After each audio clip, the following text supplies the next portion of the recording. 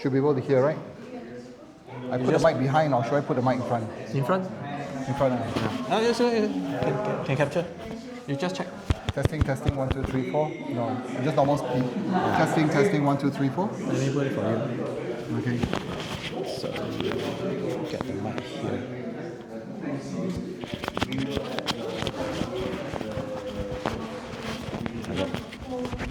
Okay, should be able to capture. Okay, good. Thank you. Yeah, good. Testing, 1, 2, 3, 4. 1, 2, 3, 4. Sergeant Arms, call the meeting to order. Hello everyone, good evening. Please be seated, take your seat. Welcome to Legacy Toastmasters. Good evening everyone. Today, Good evening! Yay! Good evening! Sorry, Tuesday, very talkative. where we have our meeting of Toastmasters, first Tuesday of every week. But Okay. today is the last I'm speaking next. meeting of Legacy in 2025. Right? So let's enjoy today's Toastmasters and let me welcome our president, Mr. Peter Lee. Please take over. I feel so, like Mr., like very sad. Mr. Either I'm very old or I'm very bossy over her. But anyway, yeah. So my name is Peter, right? But today I just want to share a little bit of something about December. So December is a time of really about holidays, Christmas, right? Okay, it's a special month for me just because Christmas is really around the corner. The holiday season is around the corner. So everybody is in a very celebratory mode. I hope you are in celebratory mode. And thank you so much for making time to our club meeting. And you are not in Japan skiing or in USA having some holidays. Thank you so much for coming here. Right, I really appreciate it. And at this time of the year, it's a time where I personally feel it's a time of very deep reflection, a time of thinking about what's going to happen to me. What have I done this year? What have I impacted this year to the people around me? And also a time for me to think about what should we be planning for next year, right? It's a time for renewal. And especially when we are in a Toastmaster Club, one of the little bit of stars and wishes that I learned from my dear Eugene here, my little wish here, is to really make our conversations a little bit warmer, hence Toastmaster, right? We are more human than anything else. Now in the age of AI, there are already more and more AI content in the internet. Everywhere is artificial intelligence generated content. I feel that we are somewhere in the forefront. We are there to make a stand. Okay. As humans, Lower the volume. as Lower the people, volume is very loud. Can you hear from really outside? communicating quietly. with people. And that's where we stand. And that's where I feel proud of, to be standing down here, to see so many of you all and some of the prepared speeches, the speakers coming out here to give that speech so that we are embodying that people-to-people communication. And that makes me proud, right? And that's part of our motto also, to let every conversation really be part of your legacy, right? Leave that little bit of conversation be part of your legacy. Now, tonight we are extremely lucky because we have a very special cyber security expert here, right? He was the one that taught me about this term, about cyber hygiene, right? I was blown away when I heard about it. Anyone ever heard cyber hygiene before? No, right? So he was like, we need cyber hygiene. I was like, what is that? Cyber hygiene? He was like, okay, very new to me. Explain to me. When I heard it, I was blown away. So today he's going to share a little bit more. Are you excited to learn more about cyber hygiene? Right, today from where?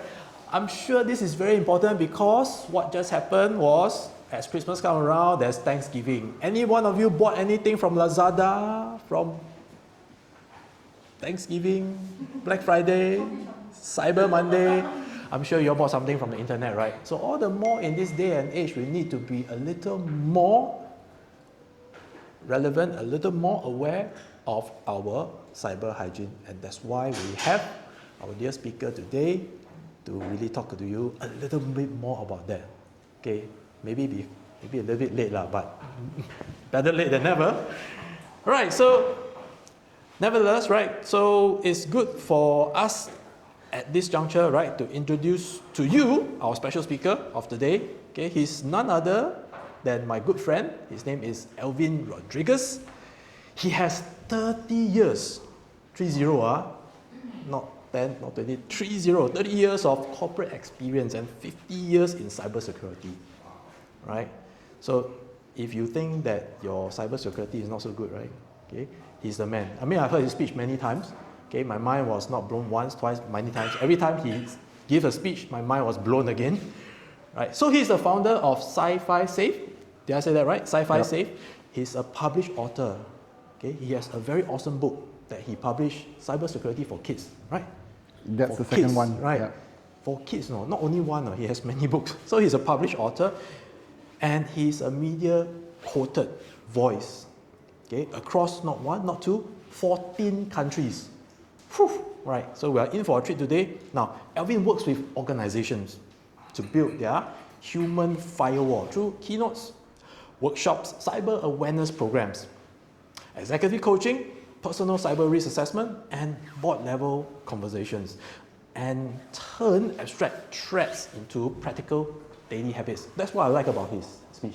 He's able to empower you down here, very lucky you here, to have that and and train into you into a daily habit so that you are cyber safe, right? That's the end of the day, what we want to do. So he also sits on the moderating strategic dialogues on digital trust, culture, and resilience for leaders, right? Regularly, he's on a lot of panels on that. Now, without further ado, it gives me great pleasure to welcome you, my dear friend, my cyber safe advocate for the kids and for the kids at heart, Mr. Alvin Rodriguez. Give it up for him. Thank you. Thank you very much, Peter. So just to put things in context, I did not publish many books. I wrote a lot of articles, I wrote a lot of blogs. I even wrote one for the Singapore Institute of Directors as well when they asked me, when they approached me to write something that was easy to understand. One of the things I really enjoy doing is to make cybersecurity such a complicated topic, easy, palatable, and relatable to everyday individuals.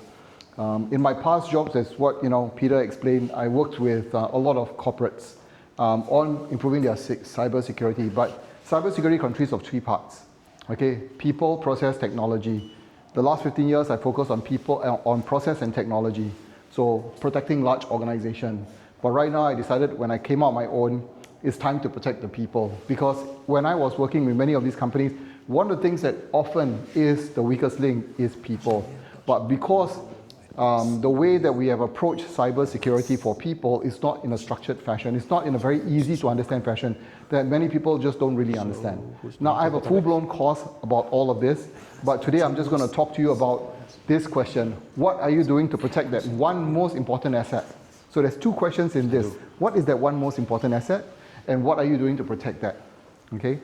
So to get started, that one most important asset that I'm referring to, and why is this not working? Right. Between these three items, very simply put, right? Your wallet, your phone, and your computer. What is the most important item to you? You can only choose one on the screen. Don't be shy. We have a small group. There's no, yes, phone, mobile phone. That's true. Yes, I'm glad you guys said that because that's the whole basis of the conversation. So I would like to take you through a social exercise, if I can, okay? For 30 seconds, I want you to just think about what happens if you don't have your phone. What happens if you lose your phone? What happens if your phone has been compromised, that you have no access to the information inside your phone? Just for 30 seconds, think about that, Just think about it to yourself. Some hints for you. You can't do any more banking. You can't do any more payments. You can't reset passwords. You can't share information. You can't navigate. You can't use your GPS anymore. What is the one thing that would be most painful to you? Communications. Anything else? Sharing of photos. Anything else? Huh? Payment. Anything else? On this side, this is very quiet. I have a very bad habit. So in corporate, right, if I see people are very quiet, I go out and say, "Hello, sir. How are you?" Oh, good. Good. Very good. So what about you? What do you think? My thing is better actually. Yeah? Because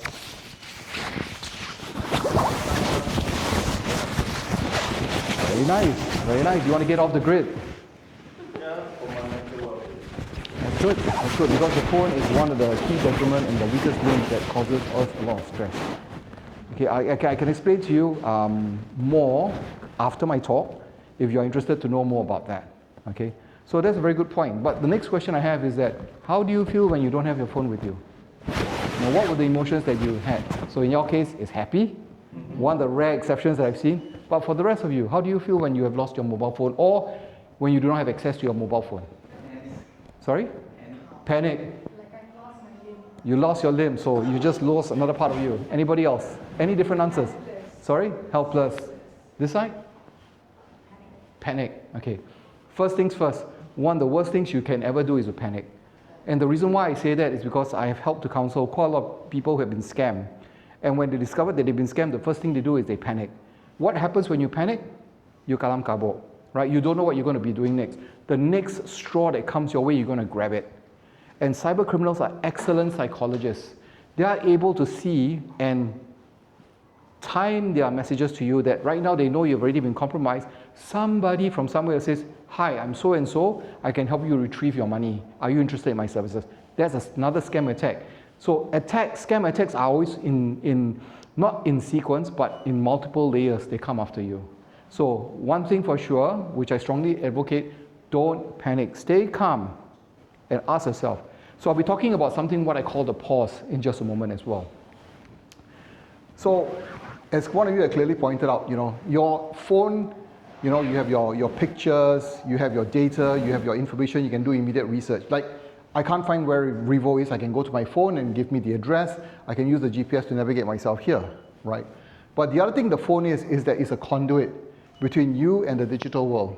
Without your phone, you got no access to the digital world. The other thing your phone does for you is that, as you have clearly pointed out, it's a communication hub. All your contacts are inside there. It's a way that you communicate and keep in touch with people in real time. You can even share locations so that you know that I'm going home safe. But the one most important thing about the phone is your identity. Don't treat your phone as a device. Your phone is your digital identity. It's an extension of you, like the lady over here said, I just lost my arm. Okay?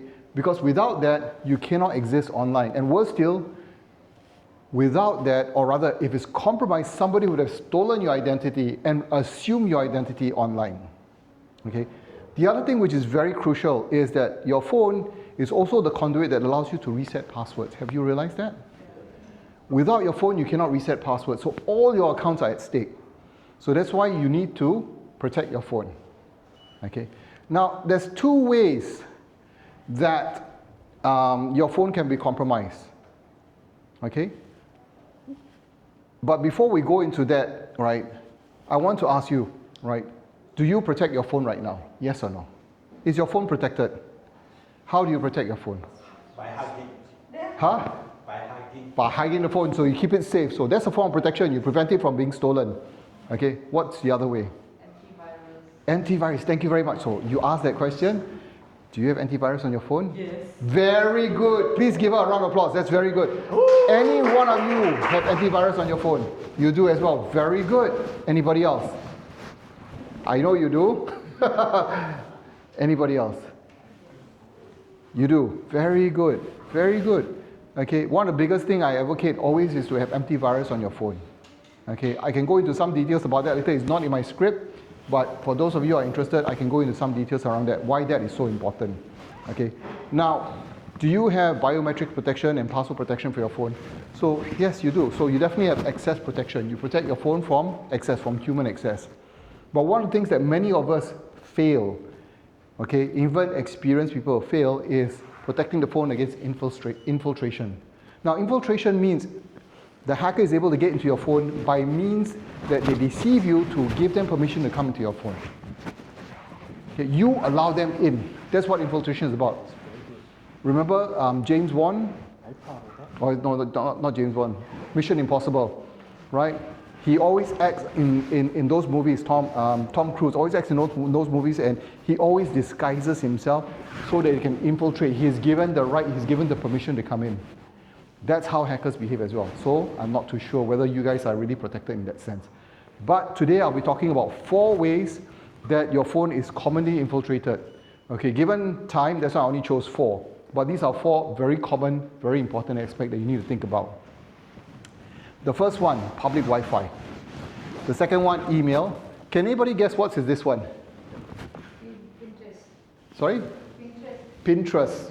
Good answer, not the right answer. I actually bought chocolates for you guys, but I forgot to bring them. Otherwise, I'll be tossing you a chocolate right now. I'm sorry.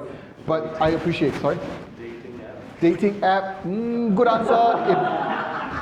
It looks like a dating app, but it's not a dating app. Yes. Friends in? People impersonating your friends.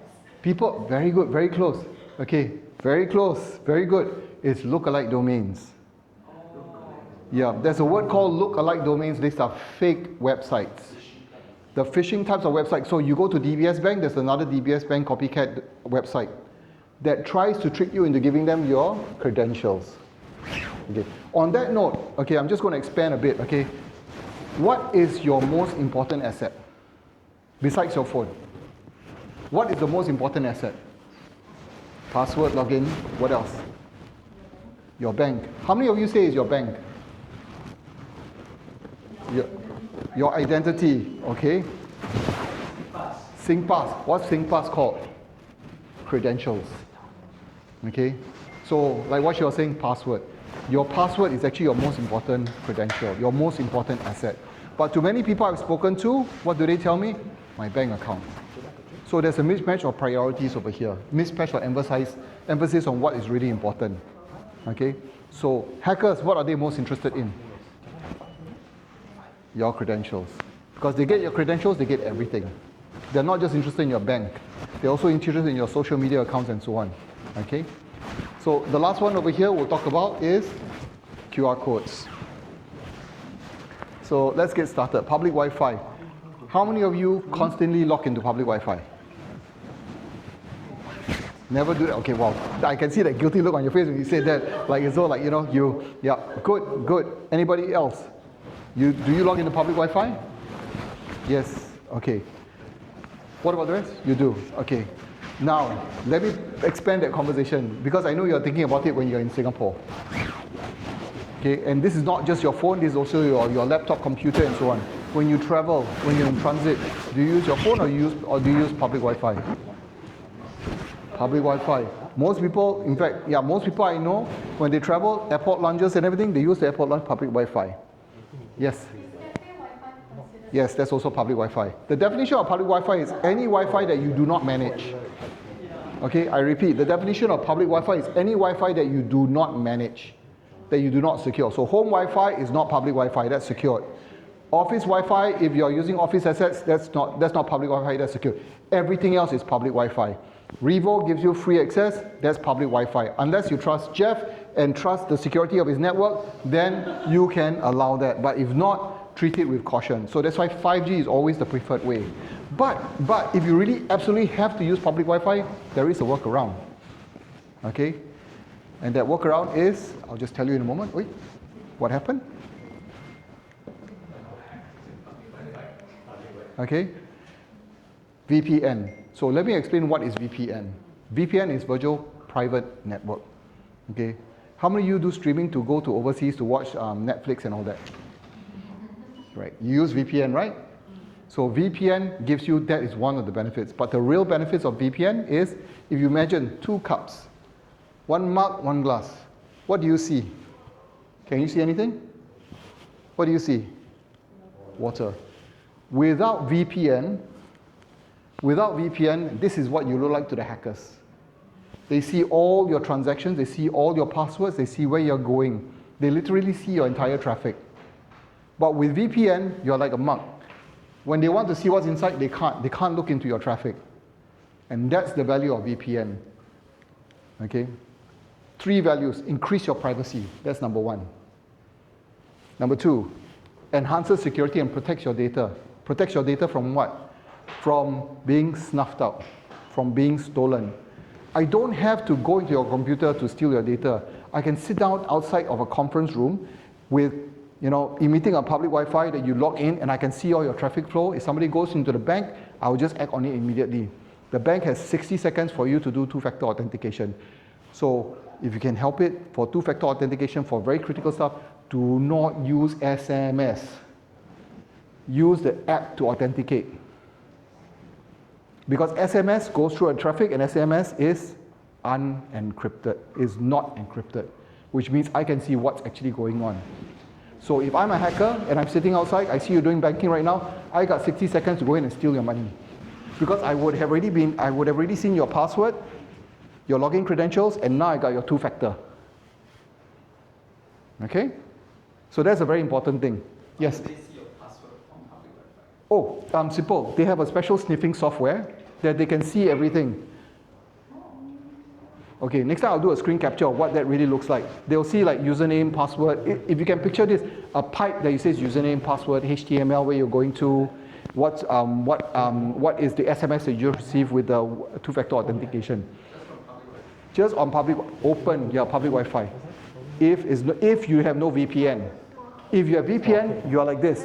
I can't see anything. Okay? That's the value of VPN. Got it? Okay, next. Emails. Why do cyber criminals love to fish? Or why do cyber criminals love to fish? Anybody? Money? Okay, good answer. Not the answer I'm looking for. Anybody? Data? Good answer. Not the answer I'm looking for. Untraceable? Good answer. Not the answer I'm looking for. Okay, let me just ask a question. How many of you have more than 2 email accounts? How many of you have more than 3 email accounts? Keep your hands up. How many of you have more than 4 email accounts? Each of you definitely have 1 email account, right? You're already a target. You are what they consider your total addressable market. So when you think about the world's population on the internet, how big is that market opportunity for them? That's why they love to fish. Because phishing is about going to your email and trying to get you to give out your credentials or get to infiltrate into your devices. Got it? Now I know you're thinking, how can they infiltrate into your devices, right?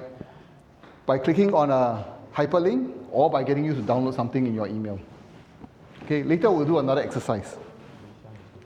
So, did you know that 3 out of 4 cyber attacks starts with an email? 75% of all cyber attacks originates from an email. Okay? It doesn't end with an email, but it starts with an email. Why? Because email is all outward facing. Email, the guy comes to you. Email is cheap. It's a very cheap form of attack. You know, when I use phishing to send you phishing mails. And in the dark net, there is this thing called crime as a service. Okay? It costs about $25 to send out 5,000 phishing emails. Okay? Do you know why they keep compromising so many email companies? Google, Yahoo, AOL. Do you know why? They just want the email addresses. Okay, so I'm going to expand on this just a little bit. Okay, now when they get your email addresses, what they're after your password. Okay, don't put up your hands to this question, right? How many of you do not use unique password for every account? Don't put up your hands. Okay, I just want you to think about this. If, say, for example, I'm a cyber criminal, I now have your email address, and I now have your credentials, I now have your password, and you do not use unique password. So let's say this is on your LinkedIn account, right? And I have a robot. I have a special software that actually runs this automatically. So LinkedIn, what is LinkedIn? Social media. I go and check your Facebook, your email, your password. Same? Oh, same. Bam, I'm in. I take over. Your Instagram, bam, I take over. Slowly, one by one of your accounts, I take over. They have robots to do this, and the robot goes very, very fast. Okay? So that's why I strongly stress it's important for you to maintain unique passwords. I know it's a very tall order, right? So at least for all your critical accounts, maintain unique passwords. But you're still at high risk. For all your social media accounts, maintain unique passwords. Because if they compromise that, then you become the landing board, you become the springboard for them to use to attack your friends. So you have an obligation not only to yourself, but to your family and to your friends. Okay? Now that's not in the slide, but because we're talking about this, I thought that's very important for you to take note. The other thing, You're 4 times more likely to fall or to click on a bad link when you check email on your mobile phone. Can anybody tell me why? Thank you very much. Correct answer. Smaller screen space, small real estate. And later we'll run a simple exercise where you'll see the difference when you check an email on a mobile phone versus on a computer. Okay? Next, you're most vulnerable when you're checking messages and wanting to respond to them when you're tired, in a rush. How many of you are checking mobile phones when you're just trying to hop onto the MRT? Don't do that. Make an appointment to do your digital activities. Don't do it when you're in the middle of something that you're distracted. You cannot afford to be distracted, because one mistake, you lose a lot of your assets. That's why one of the challenges that we have is that we are living in such a rush society. We need to slow down. We need to make time to do the important things. And quite frankly, one of the important things right now is our digital lives. We need to find ways to protect ourselves. Okay? So one of the recommendations I always give over here is that when you get an email from an unknown source, so when you have known sources, well, you can respond to it on your email, but not in a rush state. Take your time and everything, respond. But when you get it from an unknown source, we do get that, especially if you are social media influencer. Anybody here who is a social media influencer or a social media influencer wannabe? Huh? Peter, okay, yes. I have one video at the end for him to watch, okay? It's because when you are responding to unknown emails, so when you do a lot of business, when you're an entrepreneur, you get a lot of unsolicited emails and everything, you get a lot of leads that comes through. You don't know whether it's real or whether it's fake. Never respond when you're on your phone. Read, park it aside. Make an appointment on your PC to then check, and let me show you why. So this is an example, A and B. Okay, which one is easier to spot the fish? A or B? A is easier to spot the fish. Why? Email address. Where is this from? Sorry, it's not from? It's not from bank. When you check your emails on your computer, this kind of information surfaces. So when you compare this and you look at this, it doesn't show over here. And if you're, excitable, or what they call in Singapore kanchong spider, you click on this, right? You download something. Now do you get it? So any unknown emails, if you know the person, by all means you can respond on your email. I'm not saying don't respond completely, okay? But if it's from an unknown source, do not respond immediately. All right? They pry on the fact that you are in a hurry, and that's when you make mistakes. So these are the 2 telltale signs. I'm always very skeptical when I see this. Okay, now the other thing you can do, on a computer you can hover your mouse over, you can see the URL. So that's what I also do. Okay? Next. Which is the real Amazon website? I want you to try as well. Huh? Third, are you sure? Okay, any other guesses? Which is the real one? First one. Any other guesses? The thing is that, how can you be sure the first or the third is the real one?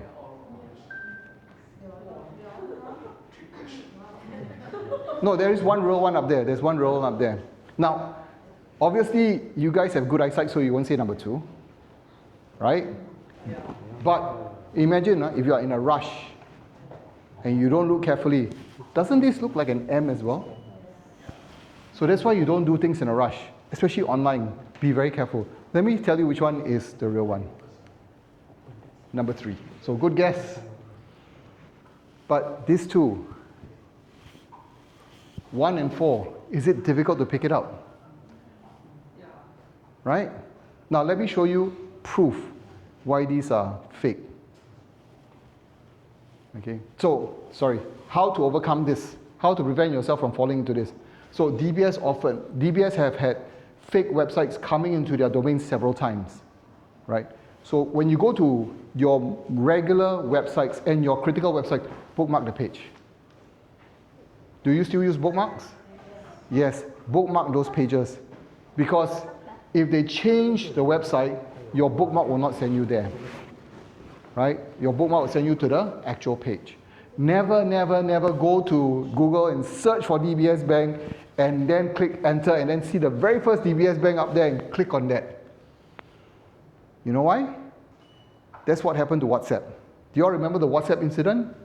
Not the bubble tea lady, the one whereby a lot of people downloaded WhatsApp into their computer because they wanted to use WhatsApp web. That's why WhatsApp now came up with the app on the PCs, on the Mac machines. Because of that situation. Because cyber criminals went to buy the WhatsApp domain, not the WhatsApp actual domain, but a lookalike WhatsApp domain to send them to something that looks like a WhatsApp website for people to download the QR code to scan and download it into their phone or into their computer. That's how they trick. So cyber criminals use our everyday activities to trick us, things that we are comfortable with, things that we are used to, that we trust to trick us. They'll find loopholes in all of that. So you need to exercise a lot of caution. All right? So why are these two, 1 and 4, dangerous?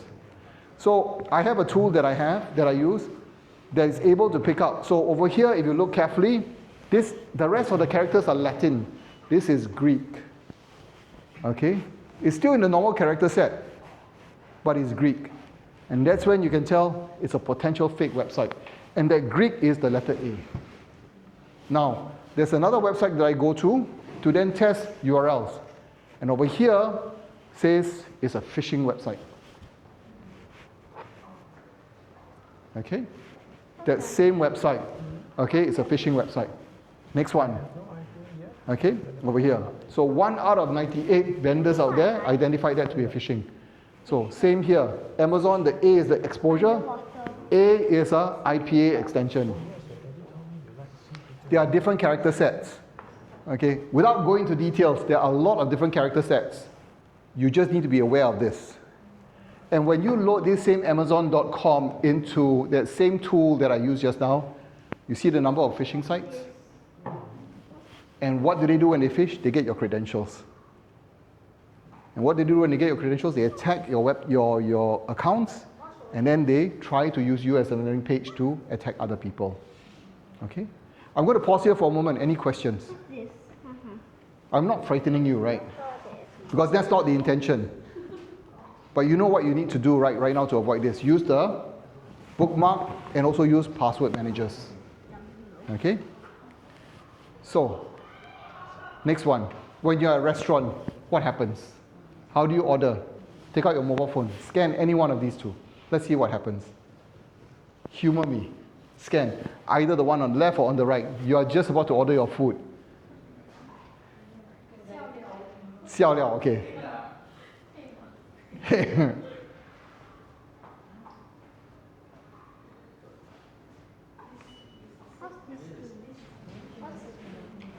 Okay. So how many of you, all you scan? Right? My first question to you, how do you know which is safe? How do you know which is safe? You can't. But then what do we do? QR codes are everywhere now, right? So how do you know which one is safe? And I know some of you got, how many of you got this? 笑料? A few of you. Okay, how many of you got this hang? Okay. Those who didn't put it in, what do you do?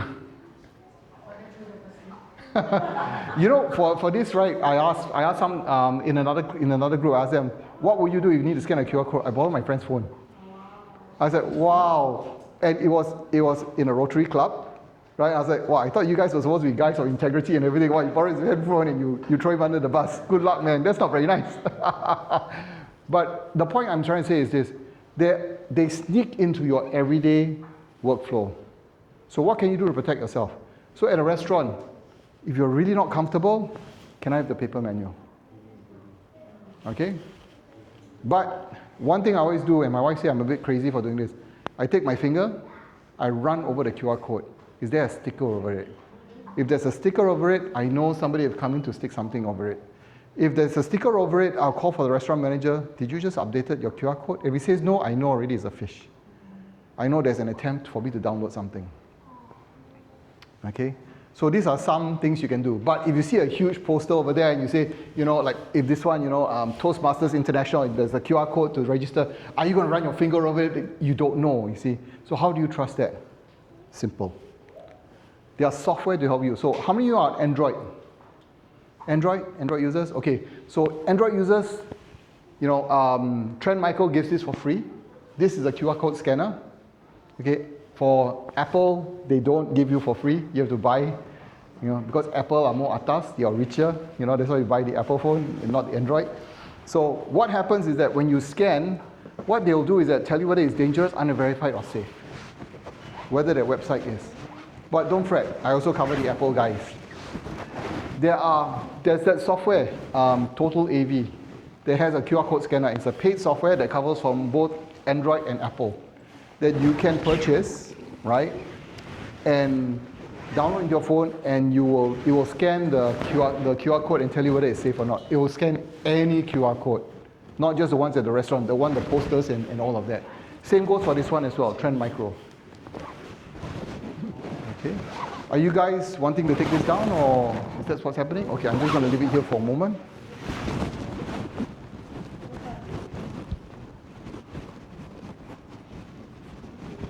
Okay. Okay, can I go on? Great. So that's all I have for now, right? So Peter has already, introduced who I am and stuff like that. So my stand on that is, so what? Really, so what? That's my history, that's my past. What's more important is not what I have, it's not what product I have, or how I do it, or whatever. What's most important is that whatever I'm sharing with you, you can learn. You can relate to it. It's palatable. And if you want to find out more, connect with me on LinkedIn. I do post almost on a daily basis my thoughts and so on and so forth. Because I get a lot of people, very fortunate for me, I get a lot of people writing to me, what do I think about this, what do I think about that? Like Wei Xiang also sometimes asks me, Alvin, what do you think about this a password manager? I was like, my response to him in private was, don't ever publish. So one tip for you guys, don't ever publish what software you're using online. Because every software has vulnerabilities, and if I'm a hacker, I know that, I know you're using that, what's your URL, what's that, I go after you. Don't make yourself a low-hanging fruit, a potential target. Everybody has something of value, and I'm always interested to capture that something of value that you have. Okay? And just in case you are interested, this is the first book I wrote. I published this in 2023. It's a love story. Okay? About a boy and a girl, how the guy fell because he's a social media influencer, right? And how the girl actually pulls him out, and how she sensitively gets him to adopt cybersecurity. Not to become a cybersecurity expert, but to become more cyber savvy to protect himself. Okay? And I'm writing the second one. I'm writing a second edition right now in collaboration with Penguin. Okay, so like to what Peter said, I also just finished another book with a bunch of psychologists and sociologists for parenting and children on how to stay safe online, digital screen time. Okay, now do I have 2 more minutes? Please. Okay, so how many of you have social media accounts? Everyone, right? So this next one is a video. I want you to watch it, and I want you to really reflect when you watch this.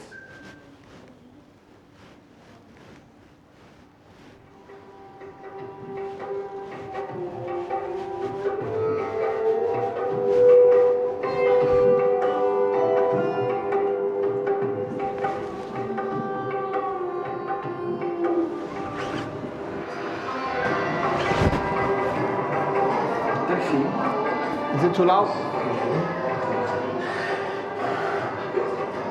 Ik zie een school theater. Ja. Insecten. Dat lief? Ik zie 2 insecten op je rug. Kan dat? Ja. Vlinders. Slovenie, Slovenie. Ja. Een moto. Oranje. Afro. Zenit. Oui, oui, bien. Je hebt een vriendin. Julie. Ja. Boeiend liefdesleven. 3, 4. De vierde, daar zwaai ik meestal over, dus dat weten niet veel mensen. Is plus hoor. Maison rouge, balcon. Blanc. Ja.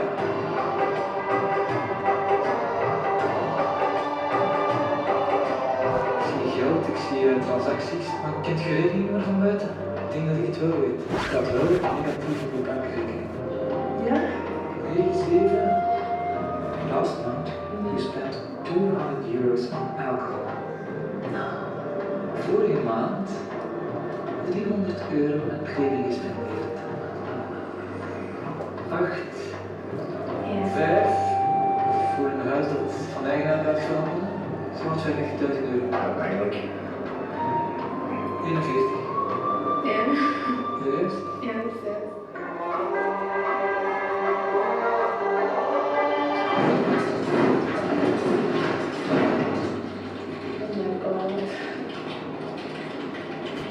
Oh man. Ah, dat is heel eng.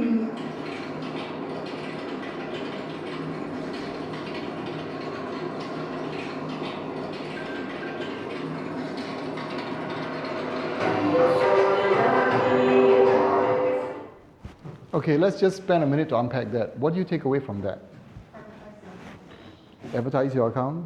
Privatize your account? Okay, good answer, yes. But that's not the, it's a good answer, it's not the answer I'm looking for. Anybody? Sorry? Don't share anything. Good answer, but not quite the right answer I'm looking for as well. Thank you. Don't overshare. Now, different people will look at oversharing in different definitions. You need to find what is your comfort zone for oversharing. So if you go to my LinkedIn account, there's only one picture that I showed something personal, sending my children to school on a bicycle, right? But even that too, I block out their face and I blurred the condo that I'm staying in.